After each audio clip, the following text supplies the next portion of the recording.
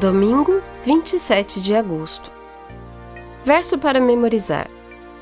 Maridos, que cada um de vocês ame a sua esposa como também Cristo amou a igreja e se entregou por ela, para que a santificasse, tendo-a purificado por meio da lavagem de água pela palavra, para a apresentar a si mesmo como igreja gloriosa, sem mancha, nem ruga, nem coisa semelhante, porém santa e sem defeito.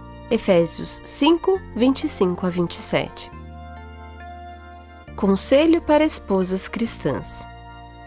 Paulo iniciou a sessão sobre relacionamentos com Efésios 5, 21, passagem que conecta duas partes em que defendeu que os membros da igreja se submetessem uns aos outros.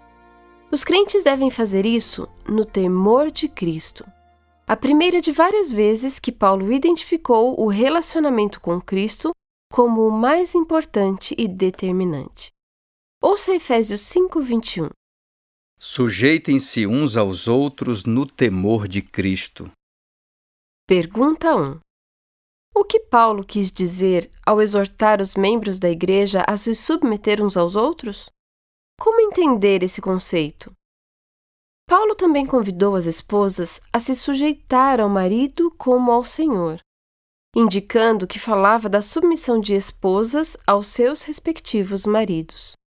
Quando Paulo disse que as esposas deviam fazer isso como ao Senhor, quis dizer que cada esposa deve se submeter ao marido como se ele fosse Cristo, ou quis dizer que Cristo é o foco verdadeiro e mais elevado da submissão? À luz de Efésios 6, 7, em que se pede que os escravos sirvam como se estivessem trabalhando para o Senhor e não para pessoas, e Colossenses 3,18, em que as esposas são convidadas a se submeter aos maridos como convém no Senhor, deve-se optar pelo último, ou seja, Cristo é o foco verdadeiro e mais elevado da submissão. As esposas são crentes que devem honrar a Cristo acima dos maridos. Em Colossenses e em Efésios, Cristo, e apenas Ele, é identificado como o cabeça da igreja, que é seu corpo, sendo Ele próprio o Salvador do corpo.